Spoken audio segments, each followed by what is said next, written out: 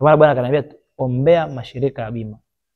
Ombea mashirika ya bima. Kuna hatari inakuja ambapo haya mashirika ya bima kuna msukosuko ambao utaanza kutokea kama cheche 2025 na 2026 na 2027 mpaka 2030. Niliona mashirika ya bima watu wakilia kuna majanga katika bima. Bwana akaniambia niwaambie watu wapambane wapate bima, kwa sababu kuna namna ambavyo bima, kuna majanga ya asili ambayo yanakuja ambayo bima haitaweza kulipa. Utaona misururu kwenye bima, patakuwa pana issue ya bima. Bwana akaniambia niombe bima. Bwana akaniambia pray for NHIF. Pray for NHIF. Akaniambia ombea bima za magari. Akaniambia pray ombea bima, lakini specifically akaniambia pray for NHIF.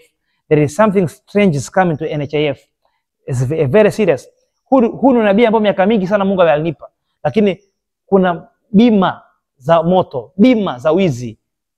Bima nitakuwa wakae sawa. Kwa sababu kuna majanga ambayo yanakuja ambayo bima kubwa. Yaani sasa hivi unatakiwa uwe na sadaka bima. Sadaka ambayo itakuwa bima. Tolea nyumba yako sadaka. Kwamba hii sadaka hatari kwa ajili ya nyumba yangu. Kama vile ambavyo unaenda kulipa bima ya moto, ilipie nyumba yako bima. Toa sadaka kwa ajili ya Mungu aokoe nyumba yako na majanga. Vile vile kama ambavyo unalipa bima, hakikisha pia unatoa sadaka ambayo inakuwa kama bima. Najua hii sadaka mpya unaisikia, lakini utaikumbuka muda sio mrefu. Sababu kuna mambo ambayo yanaweza kutokea bima haitakusaidia. Kuna nchi ambayo bima hazitalipa. Kuna nchi ambazo mashirika ya bima au kampuni za bima zinapelekwa mahakamani. Niliona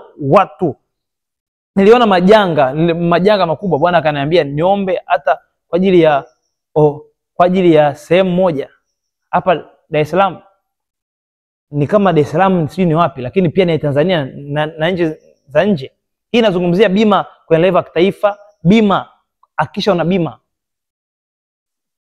Sizungumzi tu bima ya afya, japo pia kuna issue ambayo naiona bima ya afya, lakini nazungumzia bima mbalimbali.